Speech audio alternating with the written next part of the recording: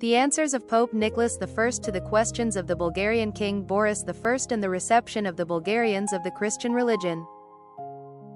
Introduction. On August 29, 866, the Bulgarian envoys of King Boris, who had recently converted and carried out the conversion in Bulgaria through the Byzantine clergy, arrived in Rome at the Lateran Palace. The envoys brought with them questions that the Bulgarian king addressed to the Roman Pope Nicholas I. The Pope's answer was solemnly delivered in the Lateran Palace on November 13, 866 to the Bulgarian envoys. The relationship between King Boris and Pope Nicholas I marked the beginning of negotiations with Rome for the transfer of the Bulgarian Church under Roman authority, which never materialized in practice due to the Pope's ambitions for a monopoly on state power, ambitions that were contrary to the views of Boris for a national church governed in unity with the ruler. Our goal will be to extract from the answers of Pope Nicholas I the idea of the Bulgarian King Boris, and respectively of the Bulgarians, about Christianity. We will endeavor to go sequentially through the Pope's responses, analyzing and classifying them as far as the text allows us. One possible classification, which is by no means strict, is 1. Ecclesiastical and political issues, regarding the organization of the Bulgarian Church and state, and the relations with other Christian churches and states. 2. Ecclesiastical and dogmatic issues, regarding certain beliefs that are different in the East and the West, and regarding ambiguities in Christian dogmatic.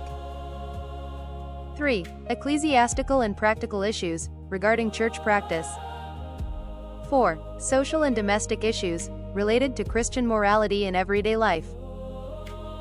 5. Military issues, given that the military policy is changing, according to Christian morality. 6. Civil law. Ecclesiastical and political issues. The ecclesiastical and political issues that excite King Boris are not numerous, but they are essential. Answers 72 and 73 are two of King Boris's most important questions. Is it permissible for you to be ordained a patriarch? And, by whom should the patriarch be ordained? The Pope spoke of the need to build the administrative structure of the Church as a condition to later raise a patriarch, who, however, he called archbishop. The answer is that the archbishop should be ordained by the head of the Roman Church, i.e. the Pope, and he takes office after receiving the pallium. The archbishop then appoints bishops, who after his death choose a successor. With this, the Pope does not give a direct and unequivocal answer regarding the independence of the Bulgarian Church, which King Boris wants.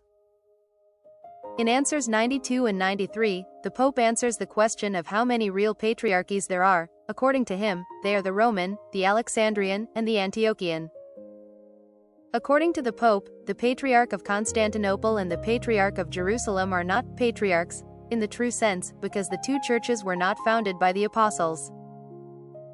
The Pope emphasizes apostolic succession as essential in this regard. By this the Pope sharply distinguishes himself from the Greek Church, and here we see his contempt for her. According to him, the Patriarch of Constantinople was named Patriarch only at the wish of the emperors. Second after the Roman Patriarch, the Pope singled out the Alexandrian. In reply, 94, the Pope refuted the idea that the ointment was distributed throughout the world from Greece, which was apparently used by Constantinople to assert its supremacy. The coming division between the Eastern and Western churches is clearly visible, which in 1054 led to the schism between them. The negative attitude of the Pope towards the action of King Boris in imposing Christianity by force can be seen in reply 17. The paganism of the Bulgarians is still in their hearts and they have not learned to show mercy. The cruelty with which King Boris imposes Christianity implies great jealousy, but also ignorance of Christianity itself, of the basic ideas and truths of the faith. Therefore, in answer 19, which speaks of the rebels against the king, the Pope recommends the king to forgive them. In the Pope's answers, we see very clearly that in Bulgaria the adoption of Christianity is more of a state and political act than an internal change in the life of a Bulgarian. Change is yet to come. We also see this in answers 1 and 18. Bulgarians perceive Christianity as a new law, something that the state imposes on its subjects, not a faith that should be accepted wholeheartedly. Because of this, some Bulgarians renounce Christianity. The Pope speaks of the need to persuade the apostate to return, and if he does not return, to be considered a foreigner and a heathen, with which he deviates from the direct imposition of Christianity by violent methods. Answer 42 is interesting. It refers to the king's table and his relations with his subordinates. According to the Pope, the Bulgarian custom of no one dining with the ruler is excessive pride, because as a Christian he must be humble. Answers 80, 81 and 82 refer to the relations of Bulgarians with other nations. No one is excluded from mutual peace, and contractual relations should be preserved whenever possible, the Pope says. In the affairs of the Bulgarians, the old idea of revenge for violation of the treaty is still evident. Ecclesiastical and dogmatic issues. Questions of a purely dogmatic nature are few. In answers 37, 75 and 76, the Bulgarians constantly talk about the need for various books, both liturgical and related to the administration of the state, which the Roman Church is ready to provide. Answer 70 is important because it touches on a major point of contention between the Eastern and Western churches, which at that time were not yet in schism. This is the question of celibacy among priests. The Pope here gives an evasive answer, but still condemns marriage among presbyters. In answer 71 we see that the Bulgarians are interested in the purity of the priests who perform the ritual. According to the Western Church, the effectiveness of the sacrament does not depend on the purity of the minister. Again, this question contrasts with pagan notions in which the personality of the ritual performer is essential to its effect. Ecclesiastical and practical issues. Along with social and household issues, this is one of the largest groups of issues. Answer 2 refers to the relationship between the baptized person and his godfather. The Pope spoke about the spiritual connection between the two, which should be stronger even than the kinship one, something incomprehensible to the Bulgarians at that time, for whom family was of essential importance. Answer 5 contains various prescriptions for the days of the week, what should or should not be eaten and how to observe them in connection with Holy Week. In connection with this, in Chapter 6, the question arises whether on Wednesdays and Fridays one should go to the bath, which the Greeks forbid. In Answer 7, the Pope answers the question whether the impure or the pure person is allowed to kiss the cross or carry it. And here again the Pope directs the Bulgarians to the spiritual meaning of the cross. Answer 8 continues the reasoning about wearing the cross during Lent, and Answer 53 asks whether the sign of the cross can be placed on the table in the absence of a church person. The Pope shows that this is not a matter of some ritual, but rather a respect for the cross. In Answer 10 the question is asked about the observance of the Sabbath day, to which the Pope answers that the Sabbath has a spiritual meaning in Christianity. The advice is that this is a day of devotion to prayer. In Answer 11, it is again seen that for Bulgarians it is important which days are holidays and which are non-working days, and in Answer 12, space is devoted to the question of whether it is allowed to manufacture dishes on holidays. Answers 14, 15 and 16 discuss a complex case of a false presbyter who baptized people without having this right. The questions refer to the baptized: are they Christians? The Pope criticized the Bulgarians for their cruelty, as they deprived the man of certain body parts without showing him mercy. Answer 41 is dedicated to the Gentiles who still worship idols. They should not be communicated with except for the purpose of convincing them of the rightness of the Christian faith. Among the Bulgarians, the veneration of idols was a common practice. Answer 43 refers to eating forbidden animals and birds. The Pope's answer is quite simple: anything that does not harm the body. In the pagan religion of the Bulgarian, animals had a special meaning, which they do not have in Christianity. Certain animals were taboo because they were believed to channel evil supernatural forces and cause misfortune. Answers 9, 44, 45, 46, 47, 48, and 50 are about permitted things during Lent. The questions are whether it is allowed to associate believers with the body and blood of the Lord, to hunt, to start a war, to judge people, to organize games, to give treats, to perform marriages, To have conjugal intercourse. The Pope emphasizes the sanctity of the Easter fast and the need to use this time for more spiritual pursuits, which for a Bulgarian seems somewhat limiting. In answer 54 we see that for the Greek Church it is sinful to stand in church with folded hands. The Pope finds no reason for this to be a sin. Apparently in the East, however, this is a form of disrespect and is seen as disrespecting God. Answer 55 deals with communion dress. The question is whether it can be taken by a person who does not have a belt. The Pope emphasizes the spiritual meaning of the girding of the cross, not the literal. In answer 56 the question is whether it is permissible for all in times of drought to pray for rain. The Pope replies that it is good for all to participate under the order of the bishop. This is in contrast to pagan ideas and rituals where the performer of the ritual is essential. Answer 60 is devoted to the prohibition of eating food until the third hour during fasting, and answer 65 shows that gluttony is absolutely contrary to fasting. It seems that for the Bulgarians the post is more or less a burden. Answer 78 is related to the acceptance of repentance by clergy. Answer 87 refers to the forced monasticism practiced by the Bulgarians. The Pope says that this act is a sin because one voluntarily becomes a monk. In answer 104, the Bulgarians raise the question of baptism performed by a Jew. The Pope explains that if the baptism was Christian, there is no reason for baptized people to be baptized again. In answer 105, the question is about the preachers who do not hold to the teaching of the apostles, and in answer 106, the Bulgarians are seen to be in doubt about what to do with those who profess not so orthodox Christianity. Interestingly, the Greeks are included in this group. The Pope is proud that the Holy Roman Church has always been without spot or wrinkle. Social and domestic issues. In answer 3, the Bulgarians asked the Pope about the custom of marriage compared to that of the Greek Church, as chapter 49 deals with the dowry. In their pagan religion, dowry also existed, but the deceased nobleman was buried together with his living wife, which is unthinkable in Christianity.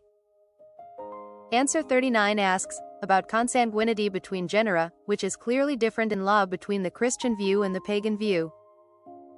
Answer 51 is about polygamy, and the Pope categorically rejects any possibility of polygamy among Christians. Obviously, there were polygamists among the Bulgarians and the issue was pressing. Answers 4, 57, 58, 59, 63, 64, 66, 67, 79, 88, 90, 91, 95, 96, 97 refer to various parts of social life in relation to Christianity. How much time in the year there should be abstinence from meat. Whether it is wrong for an eunuch to drive an animal. Whether a woman should cover her head in church. It seems that women's hair was a taboo for Bulgarians. Whether to wear underpants. Whether conjugal intercourse is possible during the Lord's Day. How long after birth should there be sexual abstinence? Is it permissible for a man to cover his head when he prays? Some pagans used a linen bandage, which was believed to protect against witchcraft. What a person should swear by. How many days after giving birth, a woman can enter a church? How many times a year baptisms should be performed? Whether the infirm should have a bandage around their neck. Is it permissible to pray for unbelieving parents who have died? Whether it is permitted to eat animals and birds killed by a human blow. The pagan religion ruled that the supernatural power is in the blood and therefore they killed the animal without bleeding. Whether an animal killed by a pagan can be eaten. What to do with those who escaped from a crime in a church. The man's attitude towards the woman, with adultery being the only reason for leaving. Treatment of a slave who slandered his master.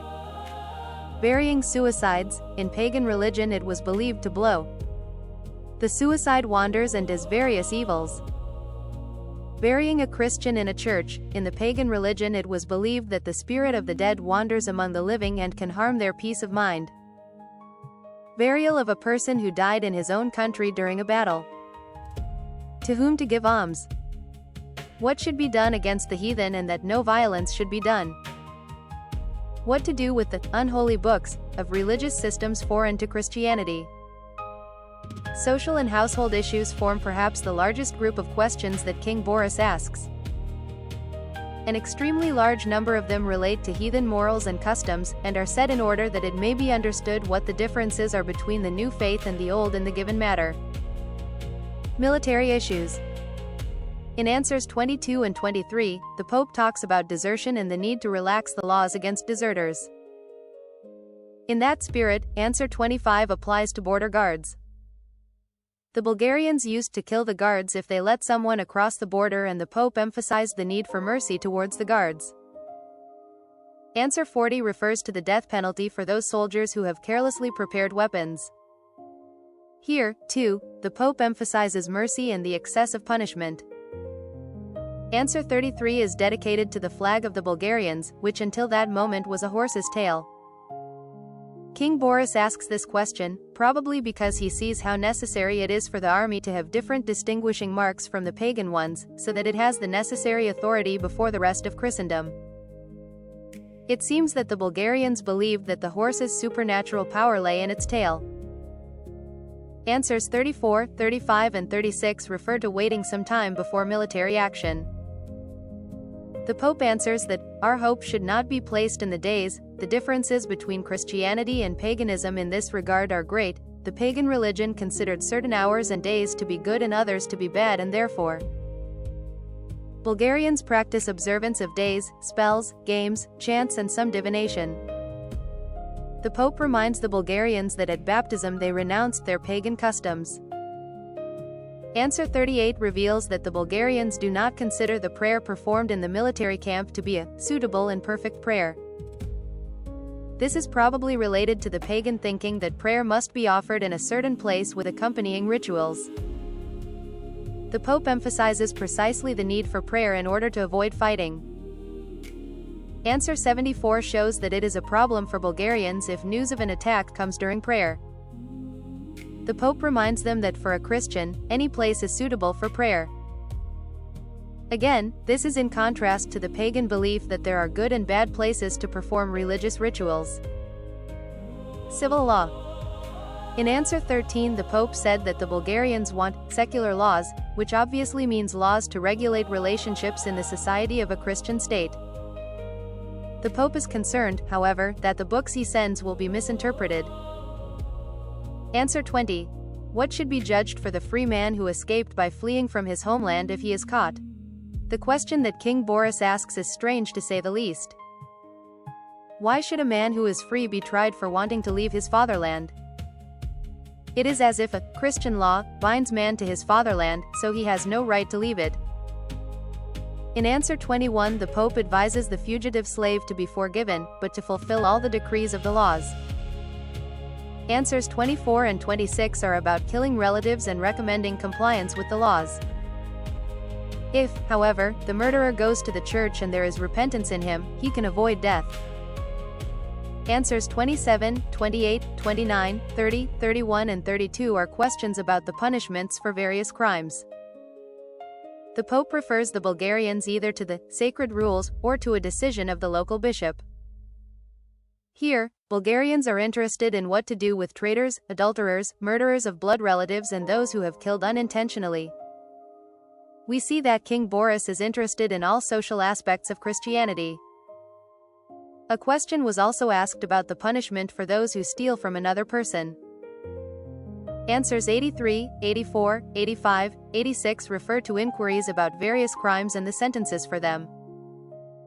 Particularly important here is the punishment for theft.